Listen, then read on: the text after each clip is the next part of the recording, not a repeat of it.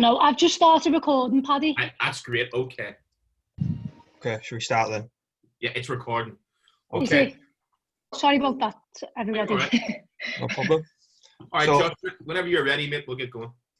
So, hello everyone, and welcome to this Football Collective Zoom meeting on football fans supporting food banks. Just want to say a big thank you to Paddy, first of all, for organising this, going out of his way to help out with this. When I first initially said the idea, he was all for it, and he's been a really, really big help throughout the lockdown. So just for me, on a personal note, big thank you to Paddy. My name is Josh Dean. I'm a PhD student at Sheffield Hallam, and today we're going to be speaking to people who are in the front line of the growing fan supporting food banks movement, and people who have been helping to advance this charitable work of football clubs and football fans. Just one observation from me, that in the week we were told by the Prime Minister that it is our patriotic duty to go to a pub. It makes me question, why isn't it our patriotic duty to end hunger and end food poverty? And why are we reliant on individuals like Marcus Rashford and the guest of today's panel rather than the government? And I'm Paddy, Hoey, if my name isn't there. And just in alphabetical order, I want to introduce our guest today. We've got Byrne, who was one of the founders of the Fan Supporting Food Banks charity in Liverpool, who was elected Labour MP for West Derby in 2019. We have Big Bill Corcoran, who's the joint founder of Newcastle United Fans Food Bank Group, and who also has a long history in anti-fascist work and other forms of welfare and debt advice to the community. We've got Tony Hamilton, the CEO of the Celtic Foundation, which is the club's official charitable arm, which continues to maintain Celtic FC's deep historic roots as a means of feeding the poor of the East End of Glasgow. And finally, we have the redoubtable Donna, Scully, a hugely successful Dublin-born business owner who's been in the vanguard of using football as a means of feeding the poor and the homeless in her adopted home of Merseyside, where she has lived for 23 years. So over to you, Josh. Do you want to kick off first question? Maybe speak to Ian first, and then we'll get it going. Yeah, of course. So, Ian, the first question's for you. I'm aware of the work you've done with fan supporting food banks and the work you're doing as an MP to start with.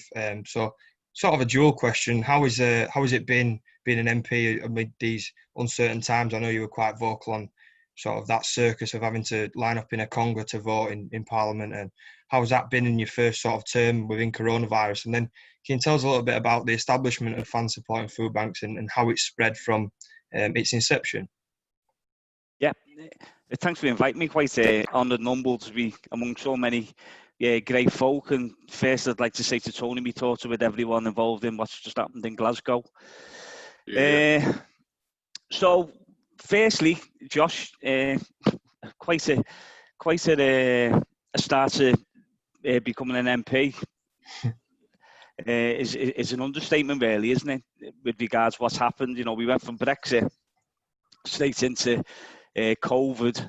So from a parliamentary aspect, it's been quite a ride, and obviously extremely worrying what we're facing as a community and what we've had to face as a community. And you know, obviously in Liverpool we've had over 10 years of austerity now, but what COVID's done is shone a light on even more on the inequality of society and you know what we're facing as communities right across our country. And you know, I'm extremely proud of the way people have come together from our communities to do what they've had to do to make sure that as few people fall through the gaps. Just 1 second, this is all. Lives.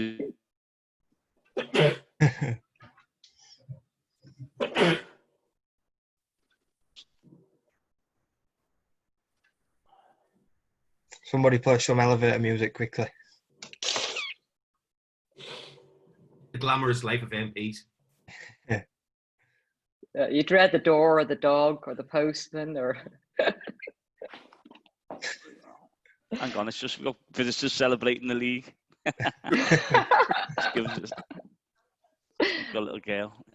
So excuse me. No problem. This is the medium that we're on now, isn't it? So Deb, shut that door. To be fair, this is what we want from politicians, like real life. You know, this sort of stuff happens. I heard about all this Blairite new Labour media training that MPs get these days. I want to Zoom.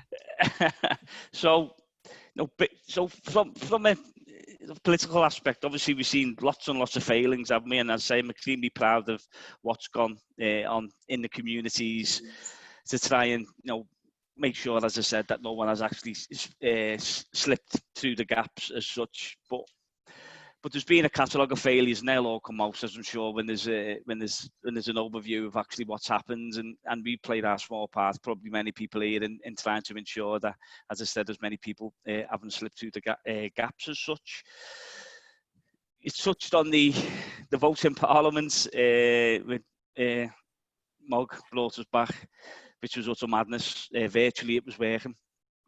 Everyone could play a part, and obviously it was making sure that the estate wasn't staffed, and then staff were kept safe. Didn't have to travel across London for no unnecessary reason. And I'm disgusted, to be honest, that that's actually happened and continues to happen. And it's something which I've rallied against and have made me thoughts known on that. But we are where we are, and unfortunately, they're the government's in charge at the moment. So and as I said, we'll just the next 8 weeks are going. Upcoming weeks and months are going to be extremely difficult for our communities. That's for sure. And politically, you've just got to keep raising the issues and posing the questions and making sure that you fight for your communities. And that's what we've been elected to do, and that's what I'll continue to do. I don't want to go into New Labour or nothing like that at the moment. No factionalism on here. We're all comrades. But from a Fan Sport and Food Bank's perspective, that was in 2015. And, I'm glad Tony's on the call, because some of the work that Celtic done, the Green Brigade, certainly put the idea in our heads of what could be achieved from football fans and from a football club. So I think that's got to be, we've got to acknowledge that the magnificent work that Celtic Football Club do, a club that I love, do. So in 2015, myself and Davy Kelly, who's the Evertonian half, who sent me a lovely text last night, which was, as Donna will know, that's what he does. And Bill, he's a good man, even though he's a blue. And it was basically, it was in a response to an event. We both used to work together as trade union organisers, and we've been to a community event. We've been invited to speak to a community hub. And there was a queue outside the door, and we've said the story many times, and we actually thought it was for the bingo. And when the woman that run the centre said to us, she said, "No, it's the food bank." And I was ashamed, to be honest, because it was 10 minutes walk from my house, and I'd never seen it. So you'd heard about food poverty, obviously, but sometimes you live in a little bubble of your work and your family. And that really affected me, deeply affected me, when I seen the array of people lining up. And then she took us into the back of the hub, and it was a pantry that was kept alive by donations, and obviously it was in one of the poorest wards in the country, so the donations weren't great, and the people were queuing up, and Dave says the story, but they were splitting the pasta into sweet bags and feeding families, and we come away from it, and I couldn't sleep at night. That night I was tossing and turning and thinking, how many people's this affected. And me and Dave had been quite active in fan activism with the Spirits of Shankly, myself and Dave with the Blue Union. So sat down and come up with the idea, as I said, I'd say definitely inspired by what Celtic have done, to use football fans as a conduit. And the idea is a very simple one, is, you got 60-odd thousand at Anfield and 40-odd thousand at Goodison every week within a mile of each other. If we got everyone to bring a donation to the food banks, then the stocks would be full. And we always make the point that, it's abhorrent that food banks exist in one of the richest countries in the world, but unfortunately, because of the government we've got and the system that we've got in place, capitalism, that's where we are, that's where we're at. So that was how it started. There were a couple of wheelie bins outside Goodison one day. The Saturday, I think it was United, the first game. Dave will probably correct me, but I think it was United, and we got more chip wrappers than food, if I'm honest. But when we got past all the chip wrappers and we seen the donations, it did give us hope that there was something that we could actually, utilise here. And then I was on the Liverpool supporters committee, so we had a conduit right into the football club to speak to the powers that be. And Dave had a great connection with Everton, and we worked with the clubs, and from there, Fan Support and Food Banks was born. And a point what I always like to make is that, and obviously Bill's on the call as well, and you know, it's a fan-led initiative. So we work with the football clubs, but the magic of fan support and food banks is that it's built by the fans, it's run by the fans, and it's a grassroots football initiative. And I think that's extremely powerful as well, that it actually the fans that done it, and then the clubs have embraced it. They've drove it as well, and you know, once you get the clubs on board, they give you a level of exposure that we can't do individually. We've got a fairly good social media covering, and we're quite good at what we do in regards using the social media. But you know, once the football clubs get involved, it takes it onto a different level, and obviously the football players and the managers and the organisations behind it. So, yeah, we're extremely proud of where we've got now, which is over 30% of all food is collected from football fans. I'm extremely proud of the fact that it's United football fans. One sec.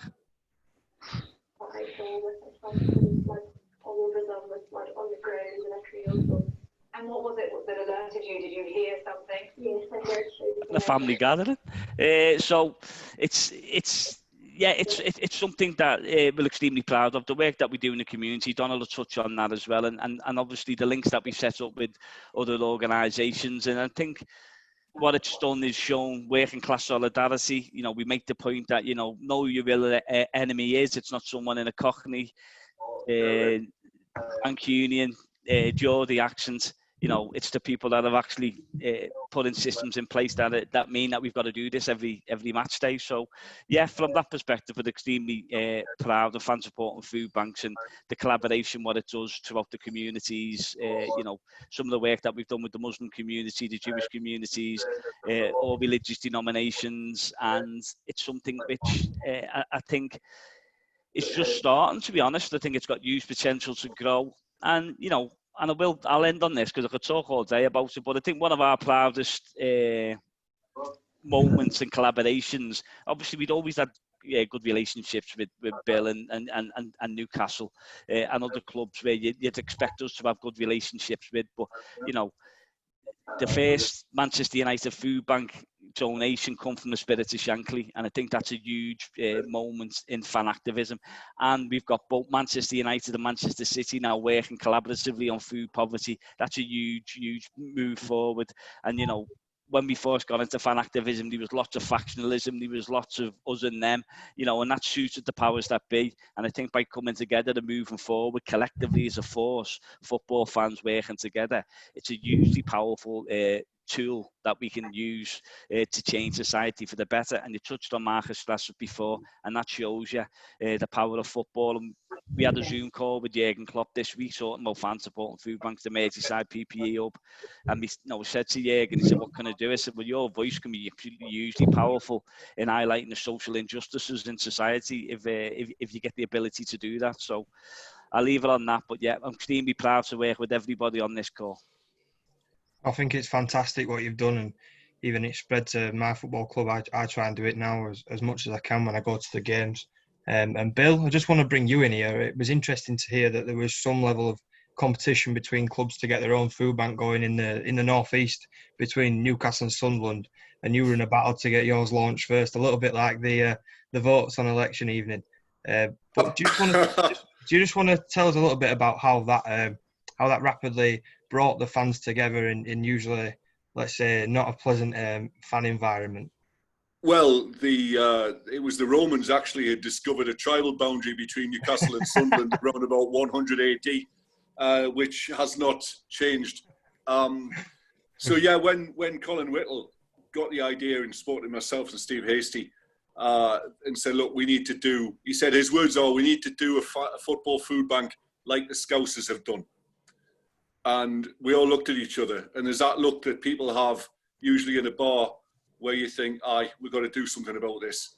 And then my next thought, we've got to do it quick before the Mackems do it, you know, otherwise, and there was a bit of it, which was a competition, which was about making sure that we were seen to be supporting our people, because let's not forget that one of the great publicity things about this whole crisis was the film I, Daniel Blake by Ken Loach, which was based in Newcastle. And there I am, being a citizen of this place, proud citizen of the greatest and most civilized city on earth, and I can prove that, for all of these years, involved with various things through the years about charities and advice and helping people, giving advice at the Citizens Advice Bureau. I knew the food bank was there. I didn't know that much about it. And then you go to it and you think, my God. We had a delegation of civil servants up the other month. You could tell they were being told to dress for, it looked like they were dressed for a walk-in holiday in Switzerland. Stout boots, good trousers, quality, warm clothing, you know, all of that. And there we were in this church hall in the Church of the Venerable Bede on the West Road in Newcastle, built about 1860. Damp, cold, mouldy, lousy. Not very many people go there for religious purposes. And I'm saying to them, look at this church hall. It's just like, isn't it great? You know, there's loads of people getting together. We've got the Bengali community who were one of the first ones in to help us out. We've got people from all religions and denominations and identities.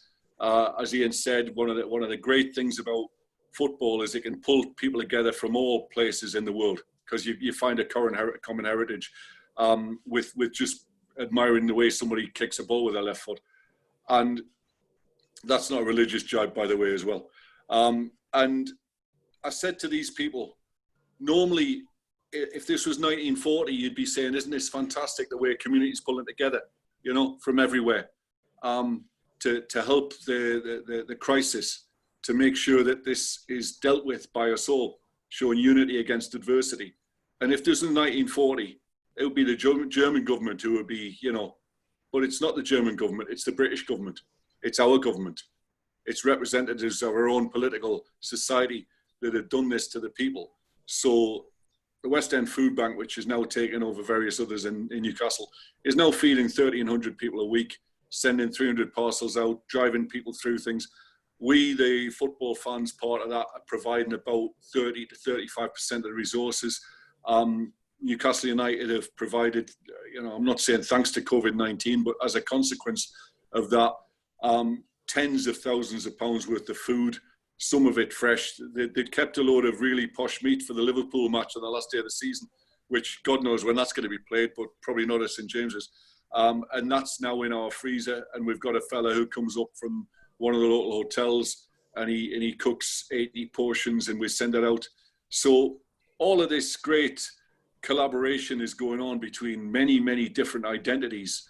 And of course, we wanted to have that set up before Sunderland. And Sunderland have done a kind of anti-Liverpool. If Liverpool have scaled the heights, Sunderland have done everything wrong and they're now somewhere in the netherworld. We're doing some sort of 2-division separation now, rather than the 2-metre separation. So they're stuck down there in the 3rd division.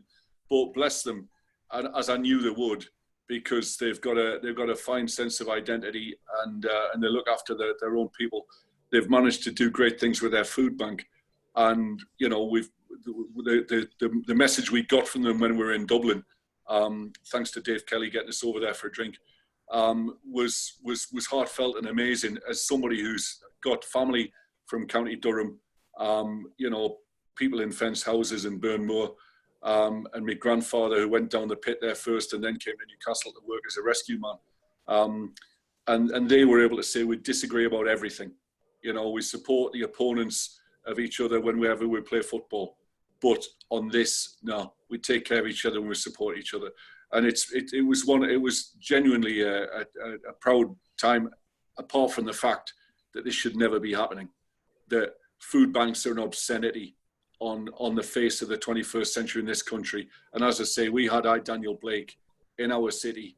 You know, a great local comedian. I've seen him do his gigs loads of times, and there he is through this horrible tragedy. And Ian Menz, who's a colleague of Ian's, you'll know Menz, he was the one that invented the Shola Ramiobi song. You know, it should be when he's famous. I think he'd be a great Minister of Transport, Menzies, because he's been on so many away trips with loads of other lads. He knows every bus stop in the country. But you know, that's for a brighter day. And Menzies was there and he said, look, this film doesn't actually show the full horror. It underplays it. I see this where somebody dies when they're waiting to get a tribunal. I see that all the time. I was at the food bank on Wednesday, saw a fella who used to live in a cave next to the River Tyne and fish, you know, and he's getting help from the food bank. He's 64 years old, you know, a decent, kind, genuine bloke, worked for 30 odd years. We've done some digging, we've found a pension for him, so he'll be all right, you know. He probably won't need to use the food bank anymore. But there's hundreds of people who don't have the help, the advice, the support. And what we have to do, I think, once we've sorted food out, because I think we'll win this, is build on this tradition of community in our cities, looking after each other, taking care of each other, the comradeship that means we get on with West Ham fans and Liverpool fans and Everton fans, Man United fans, you know, all the rest of them on a certain level, apart from the 90 minutes when it counts, and how much that enriches our lives, and how to remember that our basic identity is humanity.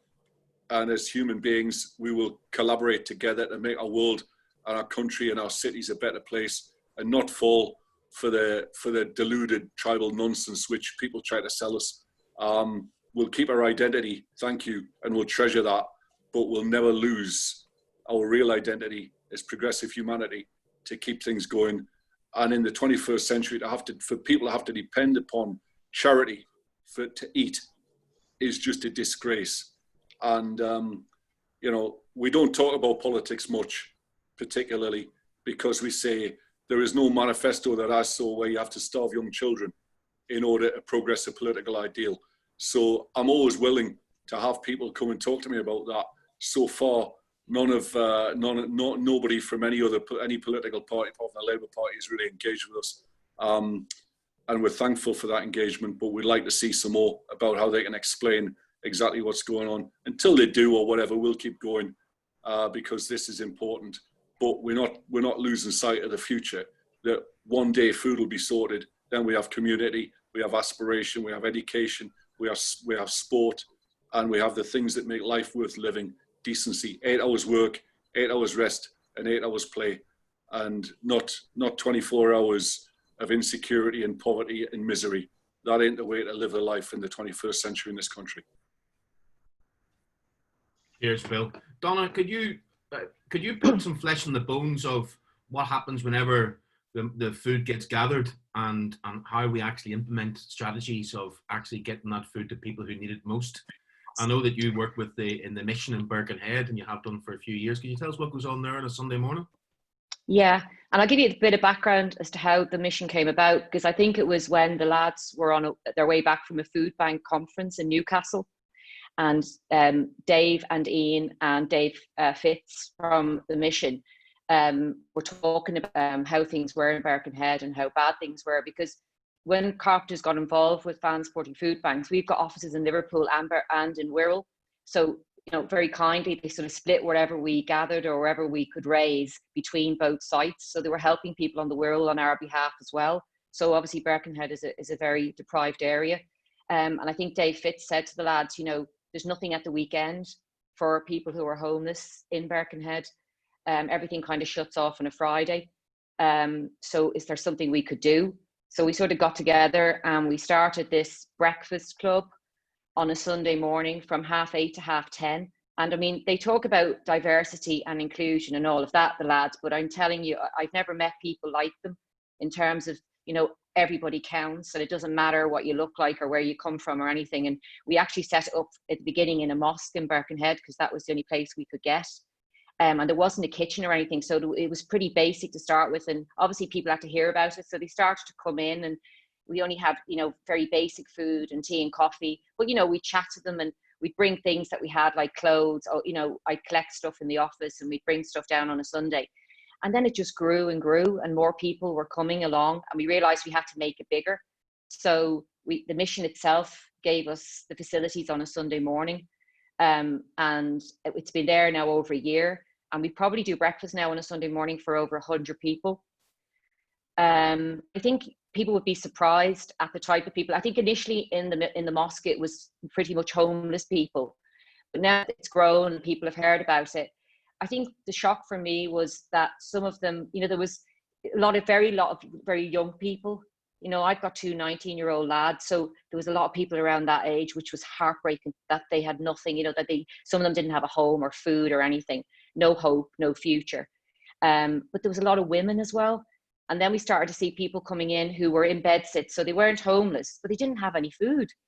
And some of them hadn't eaten for 2 or 3 days.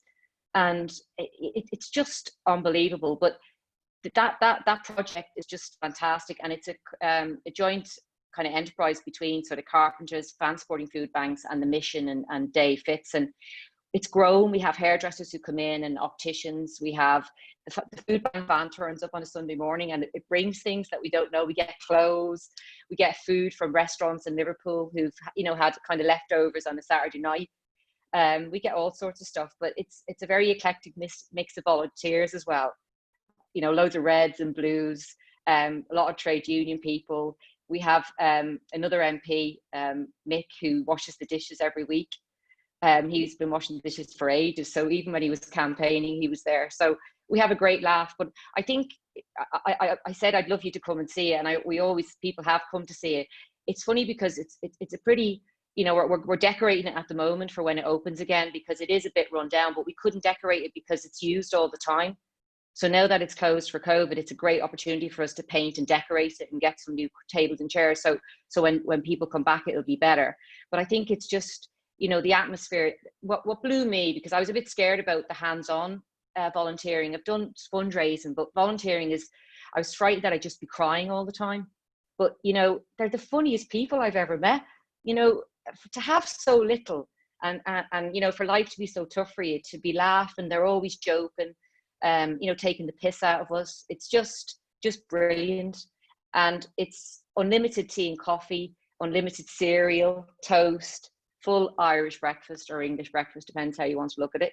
And it's just, the things that really amaze me are, like, we say you can have as many breakfasts as you want, depending on how much food we have, obviously. You know, we say another one, but so they won't take another breakfast if everyone hasn't had one.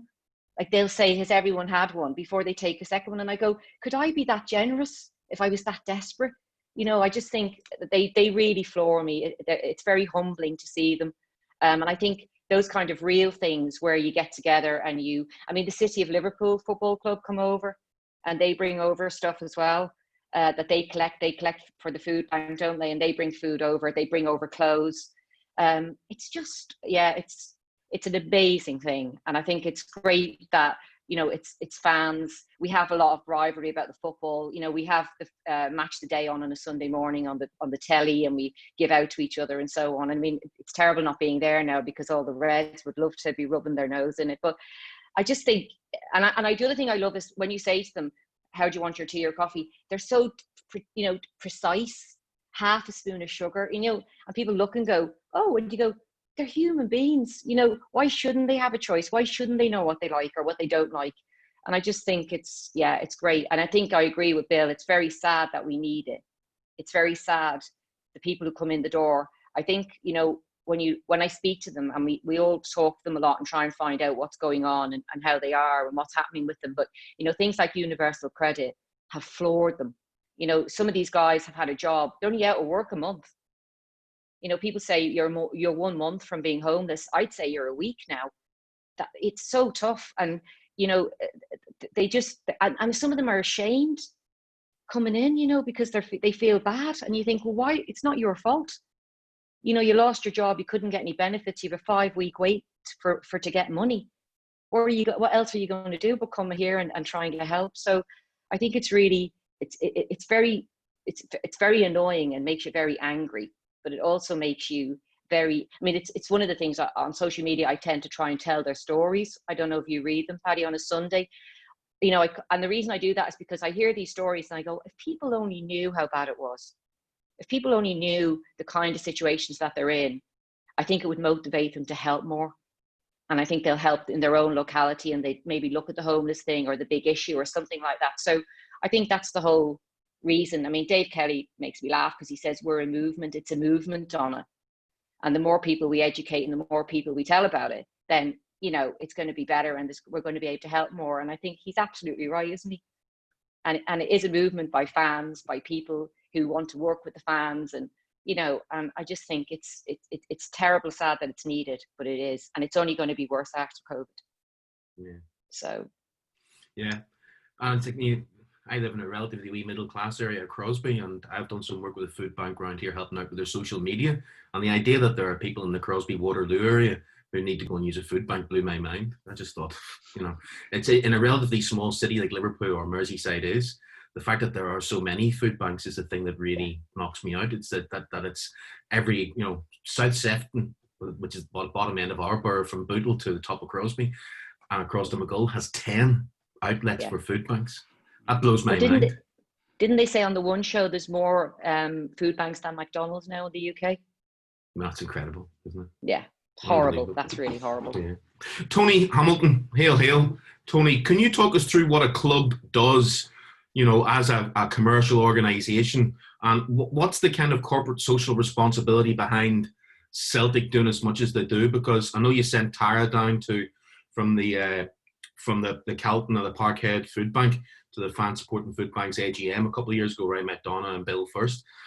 What's Celtic's role in the East End of Glasgow, and what's the kind of blueprint from the CEO, from Peter Lawwell downwards?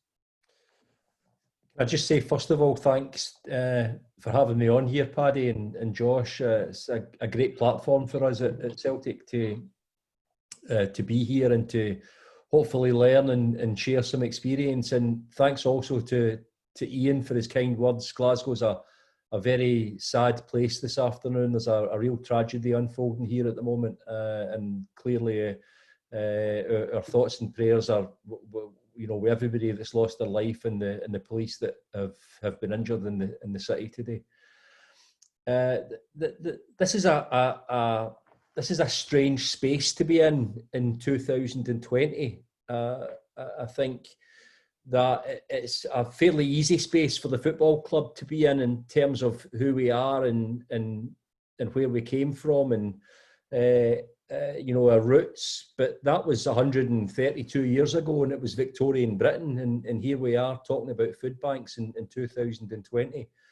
I find it quite heartwarming in many ways to listen to Donna and Bill and Ian and talk about what's going on. And I think if you take that in the context of the bad reputation that football and football fans in particular get, I don't think there's enough made of it. And as far as the Celtic fans go, I know you mentioned the Green Brigade earlier. As far as the Celtic fans go, I don't think football fans in general and the Celtic fans in particular get enough credit for what they do.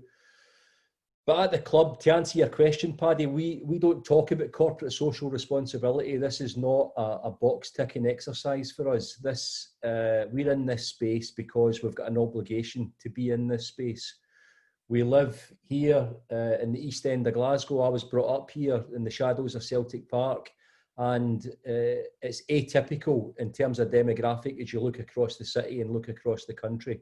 Life expectancy is very, very difficult here. Employability and employment is very different here, and addiction associated issues are very, very different here. So we're in this space to work alongside people, not to do things to people, but to work with people, work with our communities, and try and help. And our communities don't really stop here. We have a big presence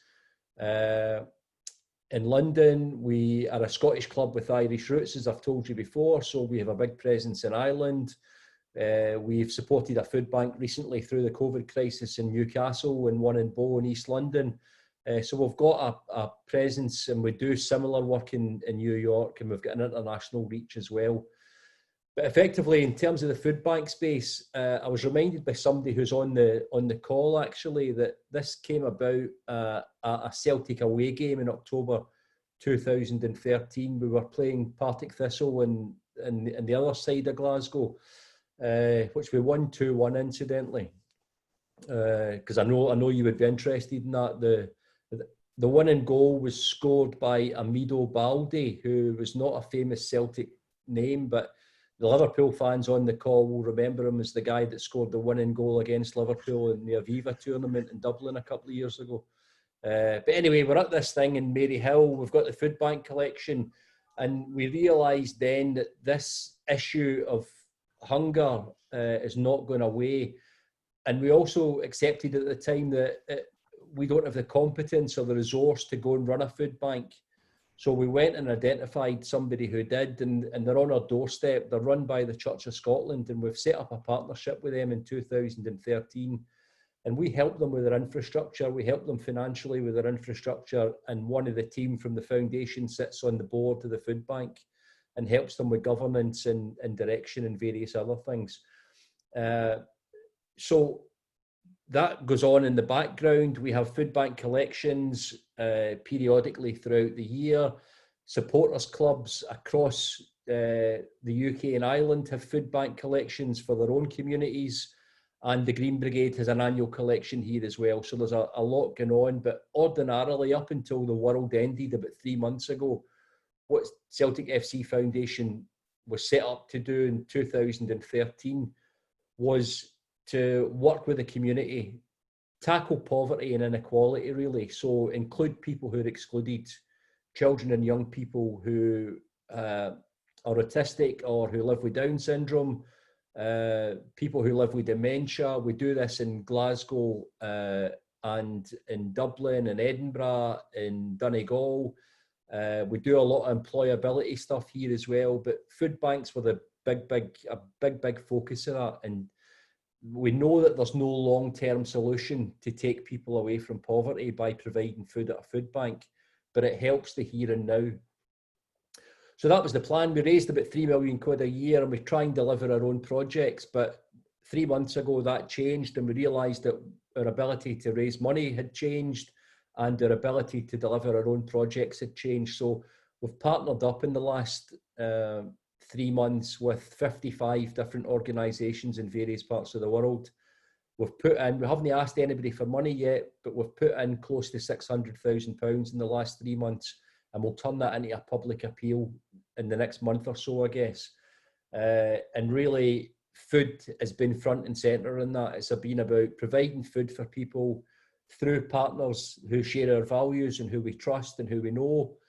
And food banks in particular in that feature for just under £115,000 has went into food banks in various places. So in Glasgow and Coatbridge and Inverclyde, in North Lanarkshire and Newcastle, in London. And we've set up food bank referrals for people who wouldn't even make the cut, if you like, for a food bank referral because the criteria is wrong. And the immediacy, as Donna mentioned, about being a week away from real disaster, we've made it easier for people to go to a local food bank and get food, and we're trying to support that. So I can speak for days, but I'll shut up now. But that's effectively where we're at.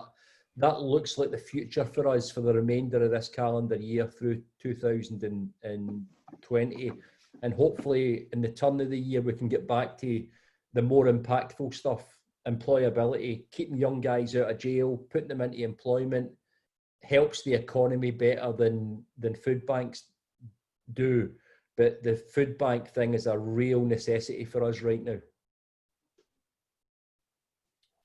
Brilliant, Tony. Thanks a million. It's a question for all four people on the call. We'll probably, I suppose, Josh, we've got about 2 more questions from us, and then Alex has got a question. Yeah. And then we'll throw it up. We'll probably go to about 4:15. If you need to duck away, Tony, don't worry about it, mate. This is for all four of you. When there aren't fans going through the turnstiles and aren't going to games, how do you keep the work of food banks uppermost in people's minds, and how do you keep people donating, and how do you keep that food getting to the food banks themselves? Online. Could you talk us through could you talk us through some sort of strategies there, Bill, that you've been successful with? Right now, this minute, if you look on www.nufc.com, which is the independent website that's the most credible one for us, Biffa, who runs it, has got some old shirts that he's auctioning, match worn, the famous Paul Cannell, who did the best football autobiography in history, referenced by Jasper Carrott, Aidan McCaffrey, who my dad helped when he was at Hebburn Technical College, and similar luminaries from years gone by. But the last one he did, we raised 6,600 quid with. We've had the University College Lecturers Union at Newcastle University do a sponsored run for us to raise £3,500. We got £10,000 off a company affiliated to Newcastle United. We've had many small donations coming in. We had a little girl brought 75 quid that she collected from her classmates at school. I suppose even though football isn't actually being played, I mean, it's the greatest time to be a Newcastle supporter is when it's the close season. You don't have to worry about the actual game.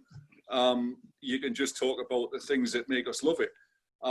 And with COVID, I suppose people are being at home, and luckily we've been able to get to them and use the media. You know, the one part of the unfollowed media is the sports journalists who've got to write something. So they've been looking at ways that people can express their support, their identity as human beings. And so far we've been able to benefit from some of that. The club put a banner out when football came back in a way. Without fans, of course, it's nothing. And that helped out a little bit. So reality so far, we haven't actually suffered financially, despite the fact that we're not able to collect at the home matches. And I doubt we'll be seeing football return in England with fans probably before January. And I reckon we're heading for a major crisis in October when the lockdown results come through and the redundancies hit, and possibly earlier. So we've got a bit of resource put aside for that crisis that we can already see coming. Hope it doesn't happen, but it probably will. And then we'll resume match day collections just as soon as we can. But so far, so good. Again, thanks to the decency of everybody we've met. You know, the councils, the media, the football club, everybody in every community. We've been able to ride this out so far. Fingers crossed. Sorry to interrupt anybody else who wants to jump in. Bill, could you very quickly tell me that story about how you leveraged the power of football fans whenever the city council wouldn't let you collect outside the ground? I think it tells you a lot about the power football fans have if we come together. I think it was Dave Kelly who said, just do things and then someday you'll find out if you're doing the right thing or not. Marshal Zukov called it reconnaissance by battle. So we've been collecting and taking money outside St James's Park for months. And it was on the same day as the first food bank conference at St James's Park, October 2017, I think it was. And to our horror, we discovered that the city council enforcement people had gone to see the food bank and threatened us with all kinds of legal doom if we continued. So we'd got a cease and desist, you know, and potential legal action. And so I was able to phone the chief executive of the city council, didn't get through. I think he was hiding behind the door. And then I phoned the deputy leader of the council and said, listen, you tell the leader of the council that if we don't get this sorted out in the next 2 hours, because I'm due on the radio to talk about it, we will be standing a candidate against him. And he won't be Lord Mayor of anything. He won't even be a councillor anymore, because we'll use the power of Newcastle United fans to unseat him, and we will. And whether or not he believed us, by that afternoon, we had it sorted that we had a special permit, which will be renewed whenever we need it, to collect at St James's Park. And to be fair, they were right to make sure that we were good and proper and fit and proper, to be making sure that the money went to a proper charity with ethical oversight and trusty people whose job it is to do that. But like you say, mate, that was just about, we were in the wrong, but morally we weren't. So we just kicked off a bit and it worked. And I'd recommend that approach every time. Keep going until they stop you, and then you stop them. Dave Kelly all over. That's what he says. I think just to touch on that, obviously we could see what was happening with COVID. We've seen what was happening across Europe and the world, and we quickly knew that obviously it was going to be the end of food bank collections as we knew it, and how were we going to replace that 30% food that was coming in through the football fans. So we had like an emergency summit, and from that summit we decided to set up an online digital Just Giving page with St Andrews, who we partner, because I think Tony said it. Eloquently. You know, we're not fit and capable to run a food bank, but the people that are, we partner, and it was absolutely magnificent. The response what we got, particularly from Liverpool and Everton football clubs, where they made massive donations, and you know, Donna's probably too humble to say, but Carpenters play a massive part in this as well with regard to financial donations. And we had over, I think within a week, we had over £120,000, which was ring fenced, obviously, just to supply the food, and that's been getting used at quite a steady rate. Once the donations ended, I think we had about a month's worth of food, and then we've had to buy it in. So we set up with Home Bargain. We've been magnificent, to be honest. They've been giving us food at cost price to get through this, the food banks. So that sort of flip from physical collections to online collections happened really quickly.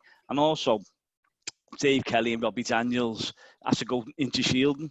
So no, they haven't been outside the door. So the heartbeat of what we actually do was that it was ripped away from us. So that sort of digital online platforms worked excellently well from our perspective. And obviously it ties into what we then did with the Merseyside PPE Hub, which was a similar thing for the crisis of PPE. We then work collaboratively throughout the city to manufacture PPE, and again that was Just Giving pages which raised the funds to do that. So yeah, and as you know, Bill mentioned some of the examples. I've done an online Zoom with Norwegian fans with the hotel tier, and we got £5,000 from Norwegian supporters about 4 or 5 weeks ago. So, I mean, the generosity of spirits, you know, across the football community is absolutely second to none, Paddy. And, you know, we found that. And unfortunately, I think it's been touched on, you know, as we come into the coming period, the need for the food banks is going to be off the scale. I mean, certainly in Liverpool, as I said, we went to a digital page, but then we set up a hub in the Anfield Sports Centre, and that was just to create parcels to go out across the city. I think there's over 2,000 have gone out, and we're expecting another 5,000 before the end of August, and they've been delivered by volunteers and like British Gas furloughed workers. They've been delivering them, but it was a brilliant effort. Both Liverpool and Everton Foundations have been instrumental in giving us people to actually build them as well, and members of the community. So been a brilliant community effort coming together and actually pivoting really, really well as small organisations can to deal with, you know, what was happening, because you see obviously the top-down central government control, which has failed miserably in regarding the shielding programme, and it's been a lot of the organisations like ourselves that have been nimble enough to get in there and take advantage of what skills we've got, which has been utilised over the last 3 months. So yeah, it's been interesting in how we've had to develop. But as Donna knows, and as everyone knows here, a huge part of what we do is the data, it's the Saturday, the weekend collections, and we miss that so much, that collaborative, the solidarity, the crack what you get. Donna talked about the mission, and you know, she didn't mention that when she talked about unlimited amount of coffee and unlimited amount of food. She doesn't talk about the unlimited amount of warmth and love that's shown over there to the people that don't normally get it on the streets, and that makes a huge impact on people's lives, and that's something which you can never quantify. But yeah, in a nutshell, we've had to think outside the box to ensure that the shelves are full on the food banks, and so far so good. I think we've achieved that, and we've kept the food bank shelves. But over the coming months, it's going to be certainly a challenge for every one of us here to make sure that we can carry on doing what we're doing. Sorry. Yeah, go on ahead, Donna. Yeah, I was going to say that from my point of view, when I got involved with fan supporting food banks, I got involved as a fan because I saw them at the Liverpool game, and then I looked for them on social media. But my thinking was, I can help you as a fan, or I can help you as a corporate person, because I joined own a company. So instead of just me, I bring 1,000 people with me. So if I can get the staff and my company involved, so you're talking about other ways, and I think that for me was a way that I could see. So we're kind of in the insurance legal industry. So I thought, well, you know, I can get carpenters involved, and then if I can get our media in insurance and legal to talk about the food banks and fan supporting food banks, then we'll get other lawyers and other insurance companies involved who'll help. And at first, you know, I mean, our staff are great. We have baskets around the offices where they collect food. We fundraise. We have a dress down day, so we raise money, and we'll do a massive shop for St Andrews. You know, maybe £500 worth of food every month or something. So we do different things, and we auction shirts and things like that. So all sorts of ways of raising money. But I think for me as well, it was kind of spreading the word. And I know when it's about over 2 years ago when I first started doing this in insurance and legal, it was a bit like, food banks, really? You know, it's uncomfortable, isn't it? It's not nice to think that they're here in the UK in the 21st century. And, you know, people were a bit like, ooh. And I said, listen, you know, they're on your corner. Exactly what you said to me. They're in Crosby. They're on every corner. They're in St Albans. They're in every area in the UK, you know. So wake up and try and help. So I have to say, we have some great corporate partners who've got involved and suppliers who've helped. Liverpool Law Society have got involved, and they're always covering some of the stuff that we do, which means that other lawyers in Liverpool have got involved. So, you know, but when you think about it, in all of our companies, they're all football fans anyway. And the carpenters, they're half red and half blue. I'd say there's probably 2/3 red actually, but you know, they're all fans. So it does appeal to them, the fan supporting banks, and it does appeal to them to help people in the community. And what we have internal intranet and a magazine. So we tell them what we do. We show them pictures of the mission. You know, at Christmas, our staff do rucksacks. They fill up rucksacks. Last Christmas, we did 100 rucksacks, you know, men and women with old stuff in, like a sleeping bag and socks and hats. And the staff, there's so much TLC goes into these rucksacks. And then we give them out, you know, to people. And I just think, you know, I always think the more who help, the more we can help. So if we all I know we shouldn't have to, but we do. And if you met these people that I meet on a Sunday, you'd want to help them. And you'd want to try and ease the load and help them to live and help them to eat, and not want to see them go hungry or without clothes or cold or wet or anything. So, you know, my other worry is that they're in accommodation at the moment. So the people that we deal with on a Sunday are in accommodation, temporary accommodation at the moment, because they had to be, the council did that for COVID. And I know the council would look to continue to do that, but I worry that I don't think they have the money to continue to do that. So once it's not a necessity from central government, then what's going to happen?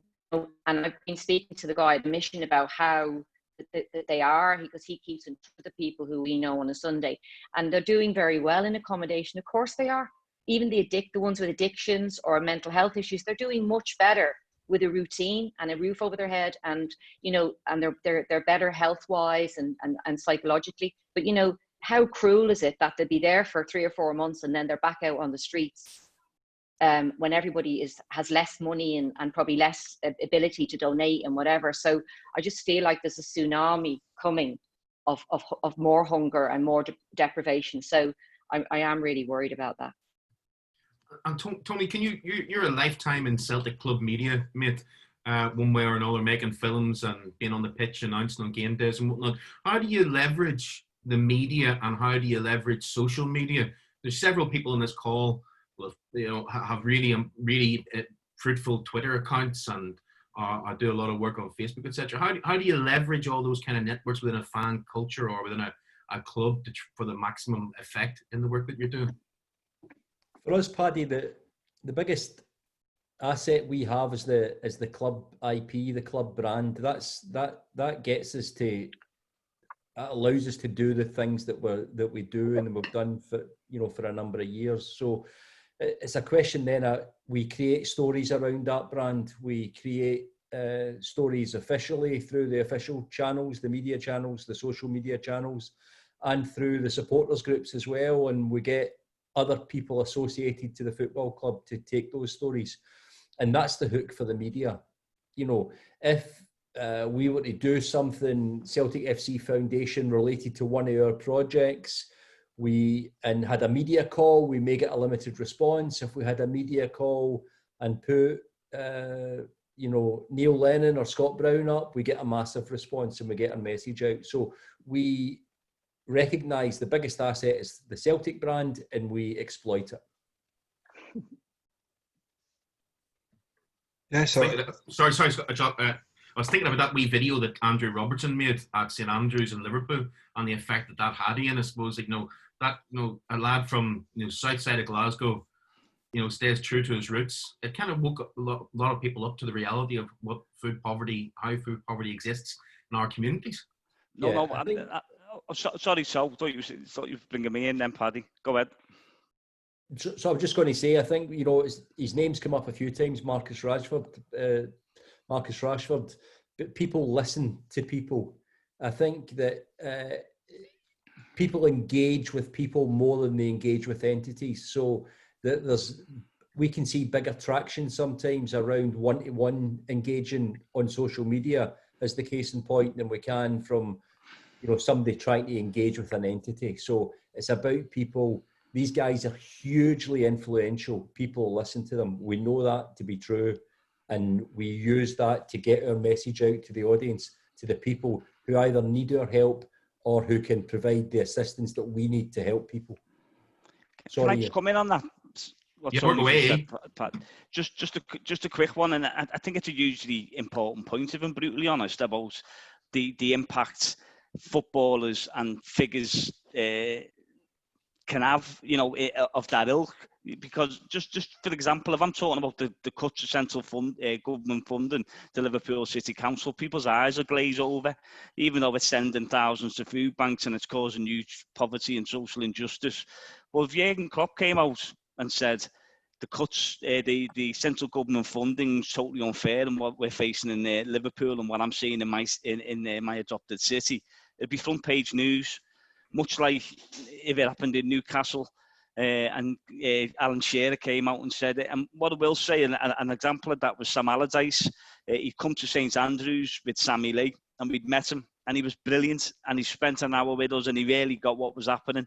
And the next press conference he had, Sky Sports Live, and he came out and talked about food banks and the inequality, what he'd witnessed. And that was front page news in the Echo. It got loads of coverage, and the difference someone like that can make is unbelievable. I know Carragher and Gerrard do some great stuff within the city, but I do really think that, like Rashford's done, if footballers got such a standing and they've got so much influence, and some of them are outstanding role models. You look at Trent Alexander and Jordan Henderson. Some of the stuff that he does behind the scenes with us is off the scale. Milner, but these have got real voices, and I know they can stay by the club sometimes, but when they use it. And an intervention like Rashford, it's absolutely hugely powerful. And Rashford's intervention was unbelievable because, as a Labour Party, we were arguing about the voucher systems, we were writing letters, we were just going through down the political roads, and we were getting a little bit, but they weren't going to move. There was no way they were going to move.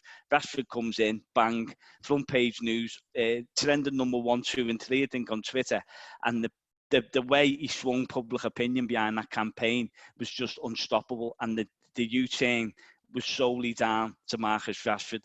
And I think other sporting figures hopefully are watching that, and you can see, we've seen the picture, the Black Lives Matters picture, when the Liverpool team took the knee round the world, hugely powerful. So football can play a part, in my humble opinion, in shining a light on the inequalities that we face. And obviously we're talking about food banks, so there's no greater example of that. But I really do hope that footballers start using the avenues and the tools that they've got and the influence that they've got to highlight if these go back to austerity 2.0 after COVID and start trying to do what they've done for the last 10 years. And I hope the whole range of voices is used to oppose that, and football can be a huge, huge tool in that. Yeah, so I just want to ask a question about how involved the Premier League are. I know, Tony, you mentioned something about CSR and especially about brand image. It's huge if the Premier League were to get behind something like the food banks movement. And as you mentioned, Ian, again with Marcus Rashford, that was huge in sort of shining a light upon the issues that a lot of people probably aren't aware of. So how involved are the Premier League and the Scottish governing bodies, for example? And if they are or if they aren't, should they be doing more to support your movement and your organisations? I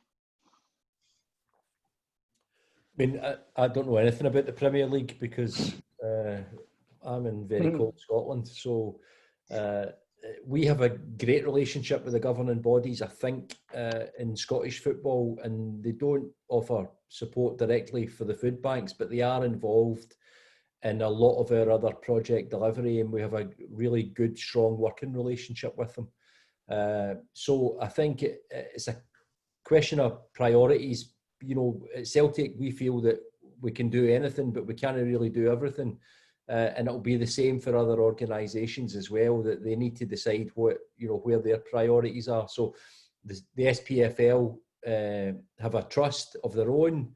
Most, I think 37 of the 42 professional clubs have some kind of trust or charity or foundation. So people are doing various things, and people prioritise things differently. Could they do more on this specific issue? Could society do more on this specific issue beyond football? Absolutely. Just on the Premiership, Josh, I know Bill wants to come in as well. I mean, I can speak from our perspective. We haven't had any dealings at all with the Premier League on what we do.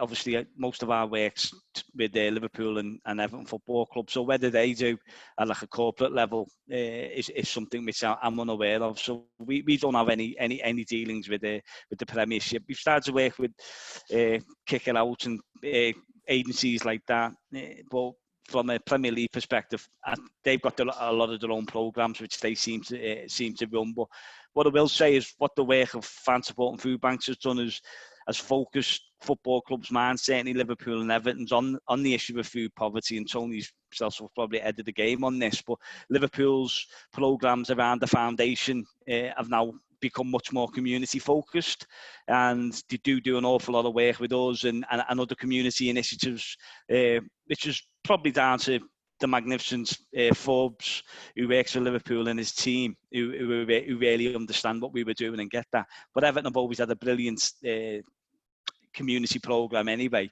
But fan support and food banks, I think that's one of the things we have done, is focus people's minds on food poverty. As Donna said before, we've educated football fans about the issues around food poverty. But from an organisation like the Premiership, we haven't had any, not to my knowledge, unless Davy Kelly's been getting secret emails and hasn't told me, but we haven't had any contact from the Premier League, because, you know, we're a grassroots organisation, so they probably deal with the corporate stuff with Liverpool and Everton Football Club, mate. I think there's a little bit, maybe. I sit on the Newcastle United Diversity Committee, and I'm on there as a representative of the food bank, because from day one we talked about poverty, inequality, and it ain't just, you know, the colour of your skin, your orientation, your sexuality, or whatever that can divide you. And clearly the Premiership represents sponsors who don't pay a living wage. Our owner of Newcastle United at present owns a company that doesn't pay a living wage and was found guilty of not even paying the minimum wage. So there's conflicts between that. But when we were told by the person running that committee that if football clubs in the Premier League don't actually deal with this thing properly and attempt to bring people in from different communities and address some of the community aspects, you can actually lose points. Now, it wouldn't matter to Liverpool, they could probably give away 20 points to still win the league. Newcastle, the start of this season, we lost 3 points for something like that. Oh my God, that can make a difference. So the cynic in me was saying, yeah, they took it seriously. But to be honest with you, as Ian says, they've pivoted the work of the foundation far more towards a community thing. In COVID, they've been going out delivering school dinners that would have been missed to kids who were on the programs that would have qualified for free dinners. Our women's team are doing a sponsored run, which is going to the food bank. We've been able to get in touch with the players and the management of Newcastle United. Lee Charnley, the only director, has been great about it. So it's kind of starting to, I don't know, simmer maybe. I think they'll have looked at what Marcus Rashford's done and thought, right, you can't be neutral when children are starving. You have to do something about that. And if football aims to represent the excellence of a country, of a sporting endeavour, and to allow sponsors to come in and utilise that for whatever reason, but to promote their product, service nation, whatever, then they have to be not just be seen to be doing the right thing, but they have to do the right thing. And again, that's the power, that's the positive power of football. And I think the Premier League will be looking at what's going on, starting from terraces away to Partick Thistle in 2015 and collecting chip wrappers on Merseyside in 2015 and thinking, yeah, we can no longer ignore this. I suppose you look at NASCAR saying you're not allowed to show the Confederate flag anymore. Things that would have seemed to be, 20 years ago, immovable, prejudicial nightmares. Those walls can come tumbling down, either with a good hard kick or with the smooth run in a history. Maybe it's starting to happen. So Alex Colvin, we've only got about 10 minutes left for questions, folks. So Michael and Peter and Jonathan Irvine who've given questions, I'll maybe put them to people on social media if you're okay. Alex, could you give us your question? I know you have two, so work away. No, I'll just go with one. Time's of the essence here. I think everyone on the panel's been brilliant and give great insight into basically the need for food banks is probably going to increase post-COVID. Everyone's hyper aware of that. And I suppose the power of the fans has been really evident across the panel. So my question really is, the fans supporting food banks is a plaster over the food poverty crisis, really. So in your opinion, and this is for everyone, do you think there could be a push from the football community for a universal basic income to support people regardless of the welfare system to sort of help them out of that poverty crisis? Do you think there's a place for that? And do you think football can help that?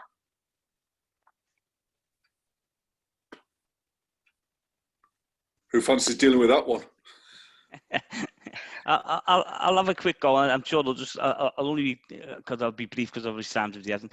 Again, Alex, it's why not? I mean, I'm an advocate of a universal basic income. I think it's been shown to be needed, and what we've seen that'd be something I'd advocate as a politician. But again, if the case is there, why can't you have voices from the football community highlighting it and pushing for that? Again, it's about social equality, isn't it, and fighting injustice, as Bill said. So, no, why not? But I think from what we're looking at doing, and I think it was, I don't know who said it before, Tony, it might have been, it is a stick and plaster. No, food banks shouldn't exist, but they've got to, and they are stick and plasters. But, Donna gave us a donation along about 2 years ago, and we said we wanted to use that to do something sustainable, and we're currently in the process of setting up a food union in a building by Anfield, working with Home Baked. Hopefully that's going to come to fruition, and from that we want to create something which is sustainable, creates jobs, but also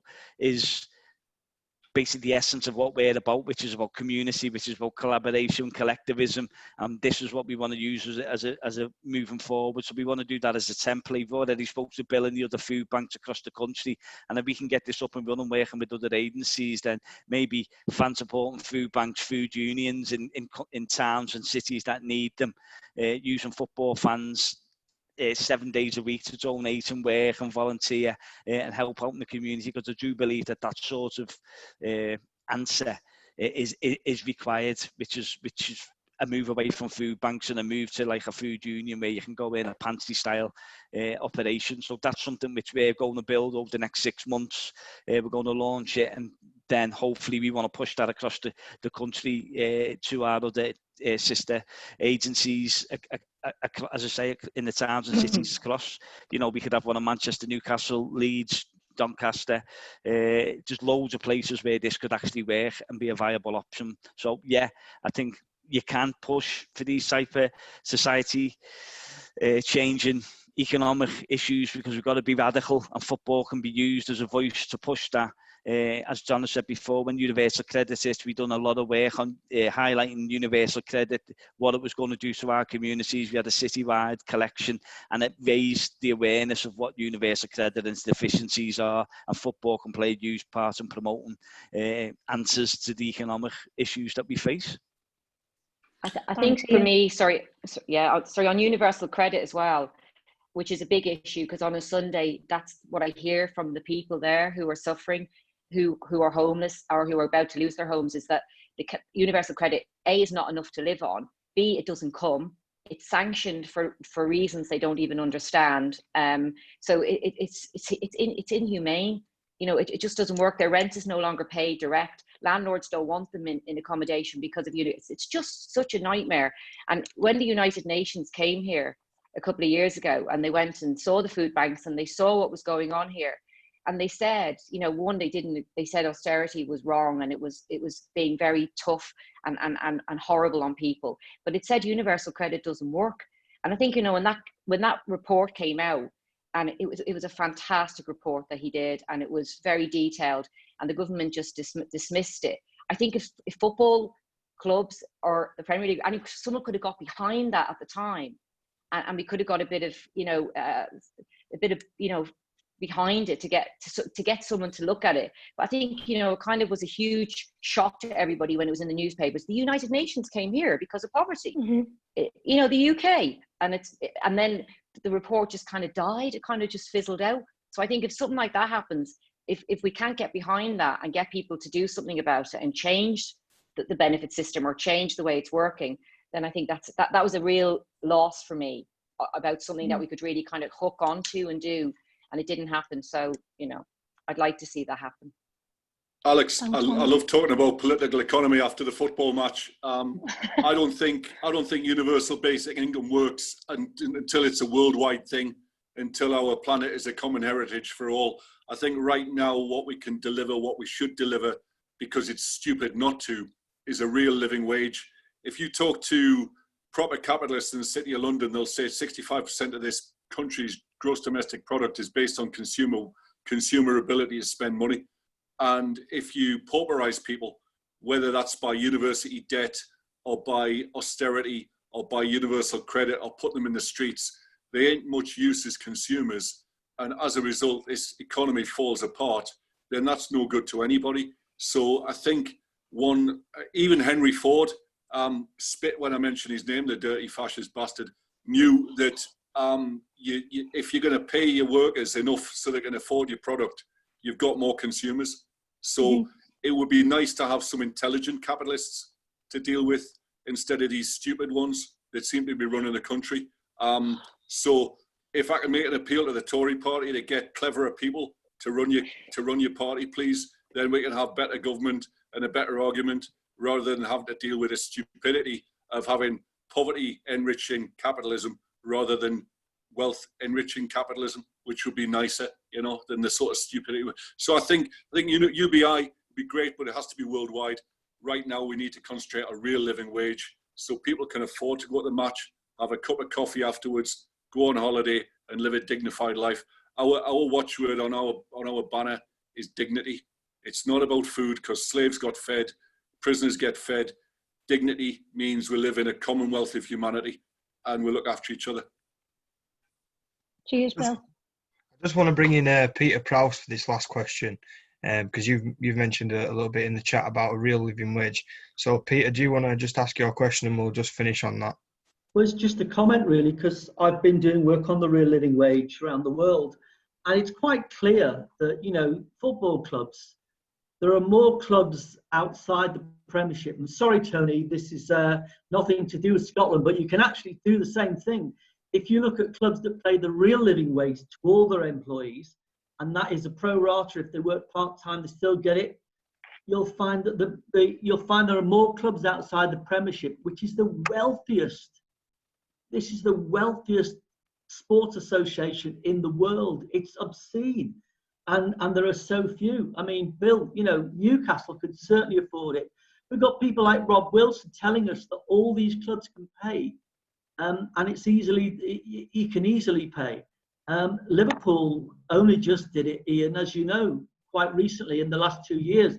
But if you speak to people like Luton, people that are in the lower clubs that technically can't afford to pay this stuff, that's the real stuff. If you look at non-league clubs, even though they employ about 25 people, sometimes 15 people, they insist on paying the real living wage. And employers, football employers are looking at that. Now, how can Luton do that? They're struggling. You know, they're furloughing everybody, but they're professional footballers. It's a real challenge, but it will continue to be a real challenge, because if you get any of these clubs there, and I've been very lucky to speak to people who founded the Premier League and ask them simple questions like this. You know, Liverpool's this community, Sheffield this community, Glasgow's this community. Why don't you all do it? And the answer is, Bill's point is quite true. There's lots of people that push other responsibilities to pay, and that's it. And it's a similar thing with food banks.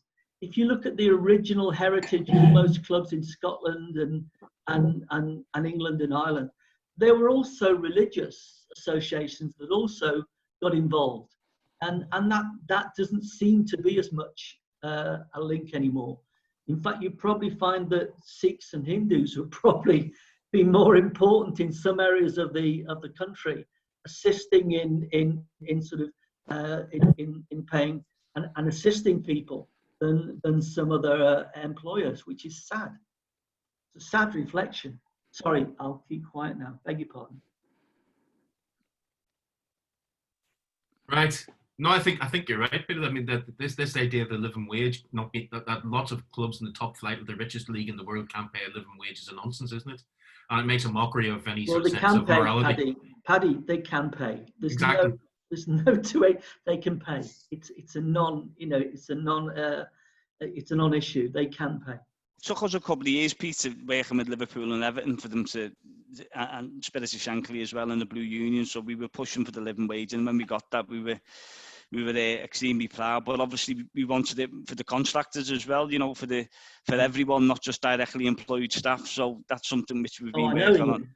That's the big thing. I mean, the biggest issue, the guys in the Premier League and the ladies in the Premier League that I've been very lucky to speak to in corporate terms, have always said to me, well, we've distanced so many people. How do you expect us? You know, I mean, there are catering, or Donna, you know more about this. They've distanced so many indirect employers, and none of them have the responsibility to pay. A good example, I can't mention the club, a good example is a number of clubs do outfitting and merchandise. They're retailers and they're not included in the club's commitment to the real living wage. No, I can't mention the clubs. There are, you know, but it's true. There's still an outlay of distancing. And if you look at catering, it's the big scandal because money's made in a big way in the Premiership in catering, contracting out to big subcontractors. And Liverpool, to their credit, probably Tony's the same. Liverpool, to their credit, and some big clubs have said you have to pay the subcontractors this rate. You have to pay, and they make it mandatory that it's part of the contract, which used to happen in the 1970s in local authorities. If you're a local authority contractor, you would have to pay what was classed then as the local wage for sustainable to reduce poverty, and it was called Schedule 11. But it seemed to have been washed away with the minimum wage, and the minimum wage by law across the UK was never supposed to resolve poverty. Look at the mandates. It's never supposed to resolve poverty at all. You know, it was never intention. That is not in their requirements. Sorry, I'll keep quiet. But no, you're right though, that if you are a company and you have suppliers, it gives you that power to say to them, we do a living wage, we expect that you do, and if you don't, you're not getting the work. So if companies do that, it's very powerful and it will spread out, you know. So I agree with you that should be how people conduct themselves. You can't just say, I'm going to do it, if you don't insist that your suppliers do it, because you're not really following it through then, are you?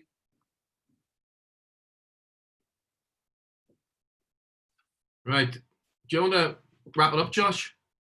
Yeah, I just really want to say thank you to everyone who's joined on the panel, especially on a Friday evening, after some sort of big event happening after 30 years. I've not heard of it, and my timeline's not been swamped with it. But yeah, thank you very much for everyone coming on. It's been an absolute pleasure. It's been some, as Alex said, some fantastic insight, and as Dan's just said in the chat, hopefully this is something that we can take an active role in with the football collective and let this grow like we do with other things. So and a massive thank you again to you, Paddy, for helping organise this and for giving up your time to contact people. So I wish you all a great weekend, doing whatever you're doing. Stay safe out there, and hopefully you can join us again for another similar session. Thank you. Brilliant, folks. Thanks a million. Thanks, Josh. Cheers, Josh, mate. Take care. Thank you, everybody.